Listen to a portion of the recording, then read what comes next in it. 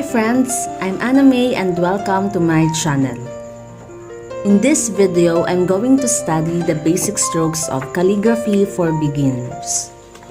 These strokes are considered the fundamentals of modern calligraphy. It's important to master them to create expressive lettering.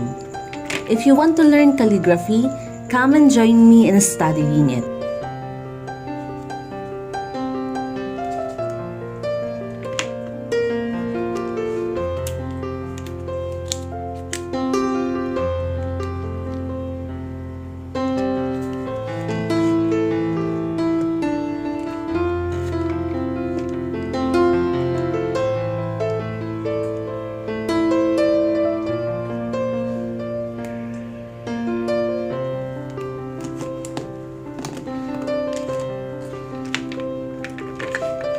This is not the first time I encountered these strokes. In fact, I've been doing calligraphy since I was in college. I've been sharing my progress on my Instagram and Facebook accounts. But I got distracted with the flow when I got a corporate job. Balancing work, art, and life in general is hard. So I ended up not creating for years. Recently, I feel so lost in life that I don't know where to go next. And I decided to try making art again because it is actually my first love, and my first love never dies. So for this video, I am putting myself as a beginner. I wanted to be exposed again to the amazing world of calligraphy and art.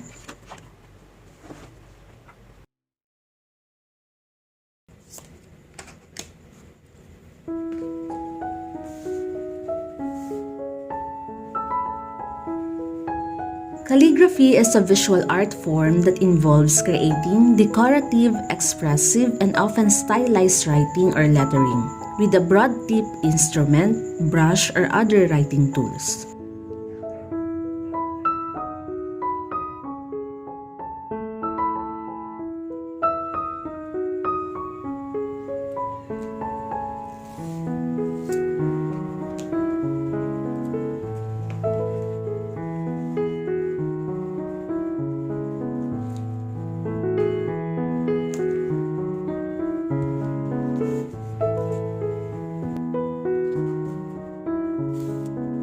Calligraphy is not just about legible writing, but also about creating visually appealing and harmonious compositions. It requires a great deal of skill, practice, and artistic sensibility to master. Calligraphers use different tools such as pens, brushes, inks, and paper to create their work.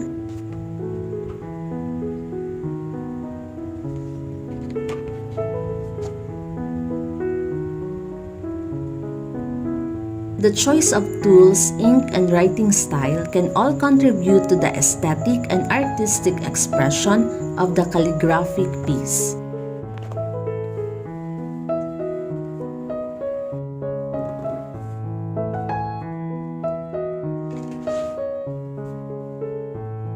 I remember when I was just really starting out with calligraphy, I didn't really know where to begin.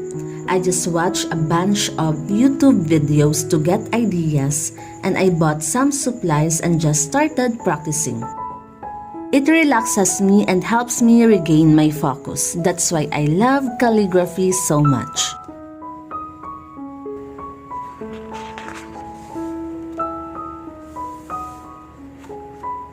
The basic strokes of calligraphy are fundamental pen or brush movements used to create letter forms and other design elements in calligraphic writing. These strokes are the building blocks of calligraphy and are essential to developing proficiency and consistency in your work. Now that all the introductions are done, let's start knowing the basic strokes of calligraphy.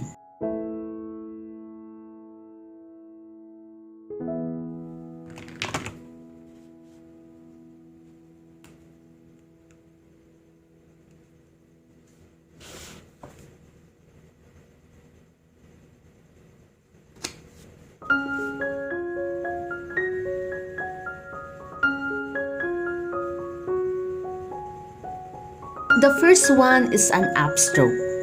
It is a vertical line created by pulling the brush upward with very light pressure, resulting in a thin, fine line.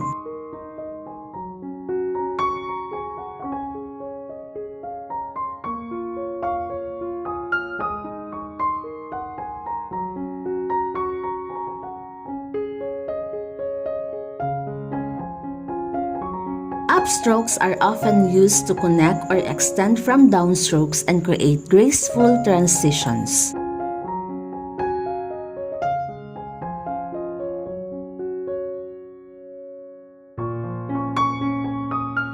In modern calligraphy, upstroke refers to a specific pen or brush movement used to create thin, fine lines that travel upward.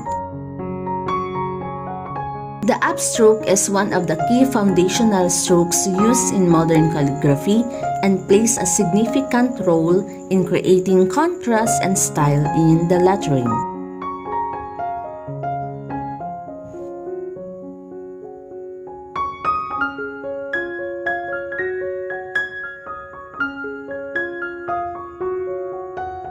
To create an upstroke, you use very light pressure on the pen or brush. This minimal pressure results in a thin, fine, delicate line. The very first time I tried calligraphy, my upstrokes were shaky and I couldn't control the pressure that I was putting on my pen. So it is normal to have imperfect lines at the start. Do not be so hard on yourself. Once you continue, upstrokes are very nice to master. It makes your writing more whimsical.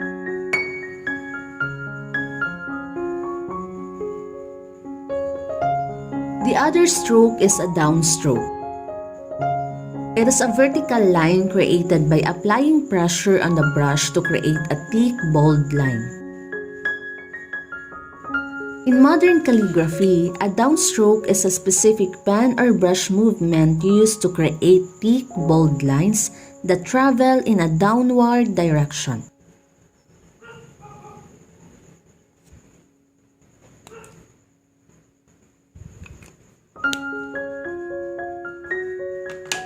Modern calligraphy, like traditional calligraphy, relies on a contrast between downstrokes and upstrokes to achieve an aesthetically pleasing and expressive look.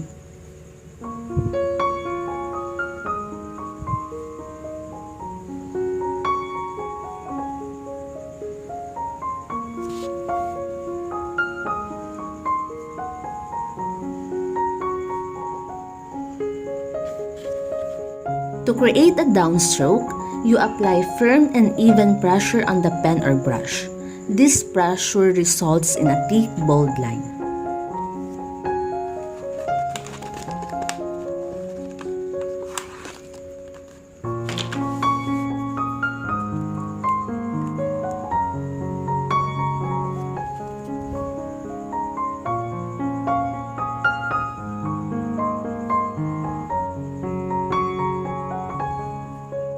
The contrast between thick downstrokes created by heavy pressure and thin upstrokes created with light pressure is a defining feature that gives the lettering its distinctive and elegant appearance. As a beginner calligrapher, it is important to master one calligraphy stroke at a time before you attempt the next basic strokes.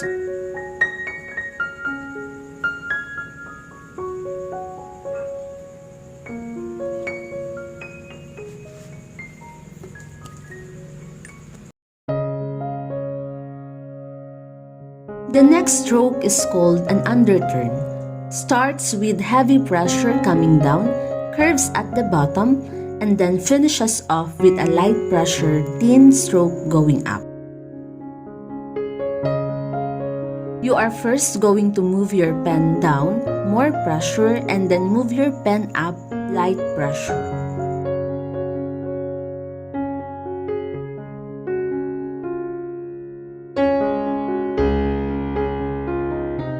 The underturn stroke transitions from a downstroke to an upstroke, thereby creating the U shape.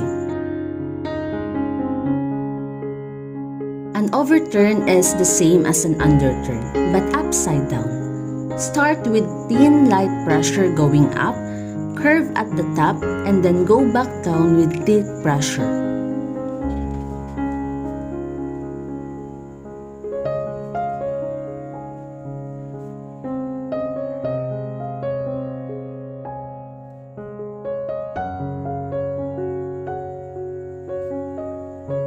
A compound curve is a combination of an overturn leading into an underturn. For a compound curve, you are going to start with an overturn and then with an upstroke.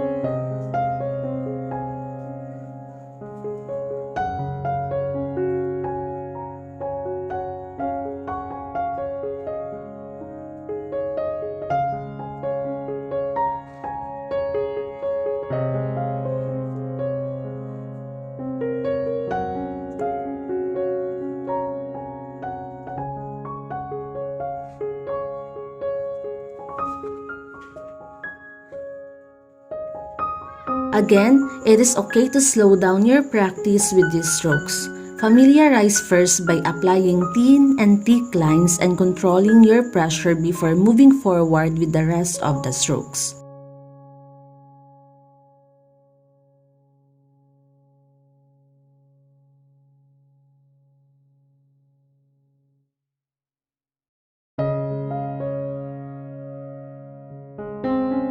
For an overturn, you are first going to move your pen up with light pressure, then you are going to move your pen down with more pressure, leading for an upside down U.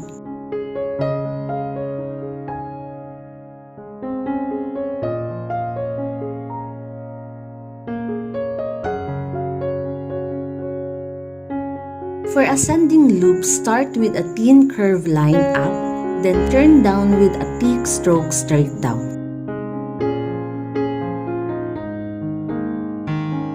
You are going to create a loop starting with a thin stroke and then going thick.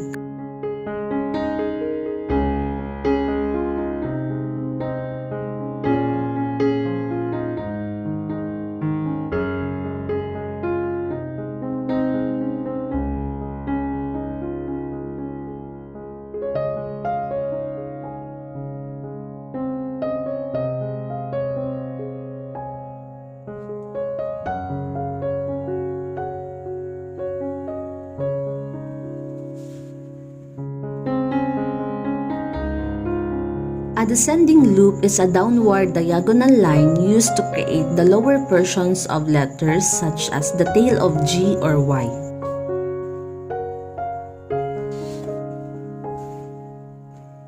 For a descending loop, you are going to create a loop going down starting with a thick stroke and then a thin stroke.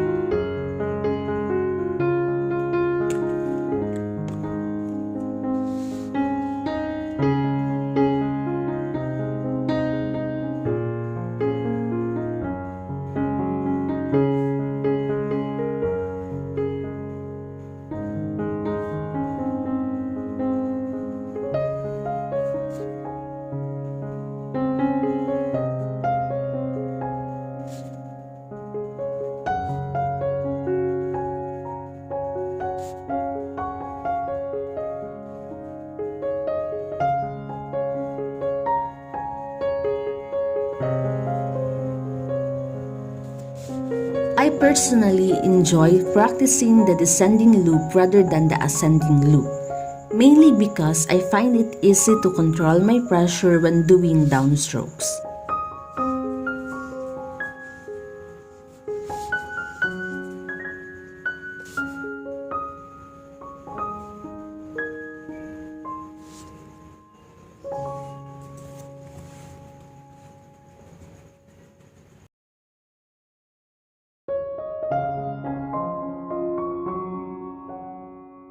With an oval, you are essentially going to start with a half-tin stroke going up and transition your stroke with a downstroke going down, and start moving up and connecting the stroke to create an oval.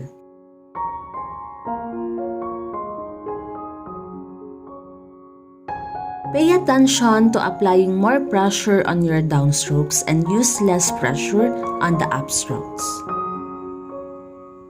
In my case, this is the hardest stroke to master. Even now, I still struggle with perfecting an oval, but it's okay. It just means that I need to practice more. Practice slow, take your time in transitioning from thin to thick lines. If you rush moving your pen, then you'll end up not having a smooth transition.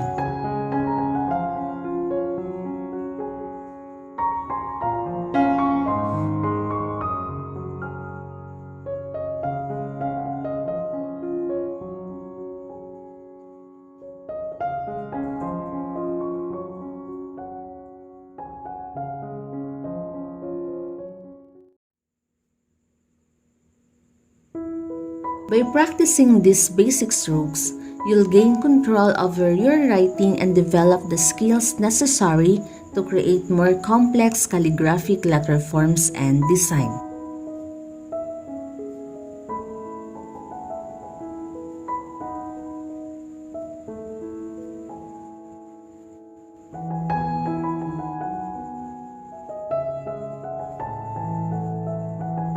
These strokes are the foundation of various calligraphic styles and can be combined in countless ways to produce beautiful and expressive text. Once you master the basic strokes, you can start breaking some of the rules and develop your own style.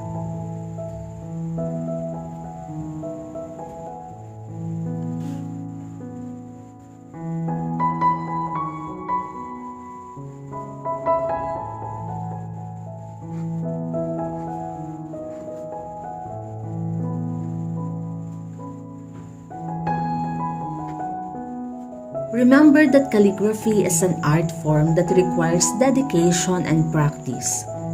Over time, you will see improvements in your skills and you can create beautiful, personalized pieces of art with your calligraphy.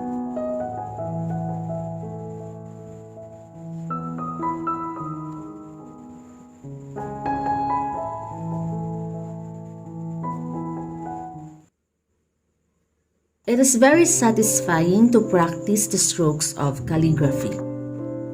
I know that it seems hard at first, but with great determination and practice, you can learn these basic strokes.